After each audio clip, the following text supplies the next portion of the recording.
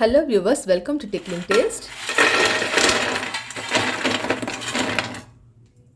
ஒரு கப்பு கோதுமை மாவு இருந்தால் போதும். சூப்பரான இந்த கலகலா ரெசிபி கோதுமை மாவு பிஸ்கெட் நம்ம வீட்டிலே ரொம்ப ஈஸியாக செஞ்சிடலாம்.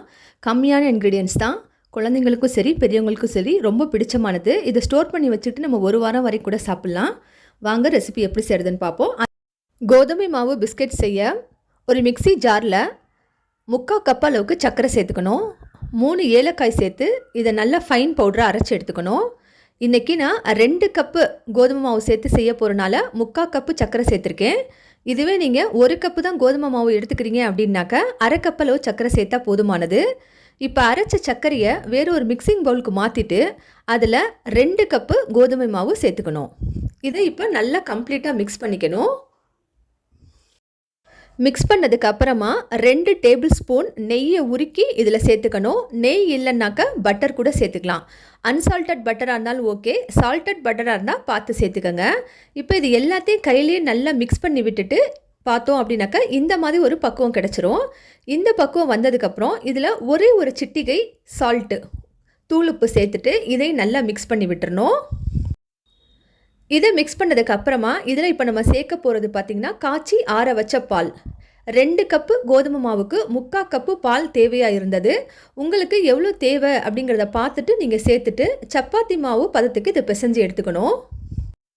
இன்றைக்கி நம்ம எந்த கப்பு எடுத்து ஃபஸ்ட்டு நம்ம சர்க்கரை எடுத்தோம் பார்த்திங்களா, அதே கப்லேயே நம்ம எல்லாமே எடுத்து அளந்துக்கணுங்க. டிக்லிங் டேஸ்ட் சேனலில் இதுவே நீங்கள் முதல் தடையாக பார்க்குறீங்கனாலோ இல்லை இதுவரை சப்ஸ்கிரைப் பண்ணலனாலோ சப்ஸ்கிரைப் பண்ணிக்கோங்க. பெல் ஐக்கான் கிளிக் பண்ணிக்கோங்க. அப்போ தான் நான் போடும்போது உங்களுக்கு வீடியோஸோடைய நோட்டிஃபிகேஷன் உடனுக்குடனே வரும். இப்போ சப்பாத்தி மாவு மாதிரி பிணைஞ்சதுக்கு அப்புறமா இந்த மாவை 2 பங்காக நான் எடுத்துக்கிறேன். ஏன்னா ஒரே பங்காக போட்டோம் அப்படின்னாக்கா ரொம்ப பெருசாக வரும். 2 பங்காக எடுத்துகிட்டு கொஞ்சம் வர மாவு தூவிட்டு இதை நம்ம சப்பாத்தி எப்படி தேய்க்கிறோமோ அதே போல் தேய்ச்சிக்கணும். கொஞ்சம் இது திக்காக தேய்ச்சிக்கணுங்க. ரொம்ப மெல்லிஸாக இல்லாமல் கொஞ்சம் மொத்தமாக தேய்ச்சிக்கணும். எண்ணெய் எதுவும் போட தேவையில்லை. இந்த மாதிரி வரமாவே போட்டு இந்த அளவுக்கு திக்னஸோடு தேய்ச்சி எடுத்ததுக்கப்புறமா 4 சைட்ஸையும் கட் பண்ணி எடுத்துருங்க. அதை அப்புறமே மாவோடு சேர்த்து நம்ம போட்டுக்கணும். இப்போ இதை நான் ஸ்கொயர் ஷேப்பில் கட் பண்ண போகிறேன். உங்களுக்கு டைமண்ட் ஷேப் இல்லைனாக்கா ஸ்கொயர் ஷேப் என்ன மாதிரி விருப்பமாக இருக்கோ அந்த ஷேப்பில் நீங்கள் போட்டுக்கலாம். இதே போல் எல்லா மாவையும் கட் பண்ணி எடுத்துக்கணும். அதுக்கும் அடுத்து வாணலில் இது பொரிக்கிறதுக்கு தேவையான அளவுக்கு எண்ணெய் சேர்த்துக்கணுங்க. எண்ணெய் நல்லா சூடானதுக்கப்புறம் ஃப்ளேமை ஃபுல்லாக குறைச்சிட்டு அதுக்கப்புறமா இந்த பிஸ்கெட் ஒன்றொன்னையாக உள்ளே நம்ம போட ஆரம்பிக்கணும். பிஸ்கெட் எல்லாத்தையும் சேர்த்ததுக்கப்புறம் மீடியம் ஃப்ளேமில் வச்சுக்கணும்.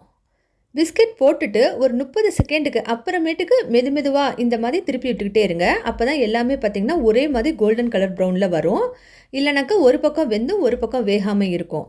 ஹை ஃப்ளேமில் வச்சு நம்ம இதை பொரிக்கக்கூடாதுங்க. ஹை ஃப்ளேமில் வச்சு பொரித்தோம் அப்படின்னாக்கா உள்ளே பார்த்திங்கன்னா மாவாக இருக்கும், வெளியே பார்க்க பிஸ்கெட் மொறுமொறுன்னு இருக்கும். அதனால் மீடியம் ஃப்ளேமில் வச்சு இந்த மாதிரி இதை வறுத்து எடுத்துக்கணும். இது ஒரு டீ டைம் ஸ்நாக்காக கூட சாப்பிட்லாம். குழந்தைங்களுக்கு பார்த்திங்கனாக்கா ஸ்கூலுக்கு டிஃபன் பாக்ஸில் ஸ்நாக்ஸ் பாக்ஸில் இது போட்டு கொடுக்கலாம்.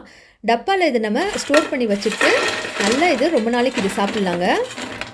வீட்டில் இருக்கக்கூடிய இன்க்ரீடியன்ஸ் வச்சு தான் இது பண்ணியிருக்கோம். அவசியம் இந்த ரெசிபி ட்ரை பண்ணி பார்த்துட்டு கமெண்ட்ஸில் எப்படி இருக்குன்னு சொல்லுங்கள். உங்கள் ஃபேமிலி அண்ட் ஃப்ரெண்ட்ஸ்க்கு ஷேர் பண்ணுங்கள். தேங்க்யூ ஃபார் வாட்சிங்.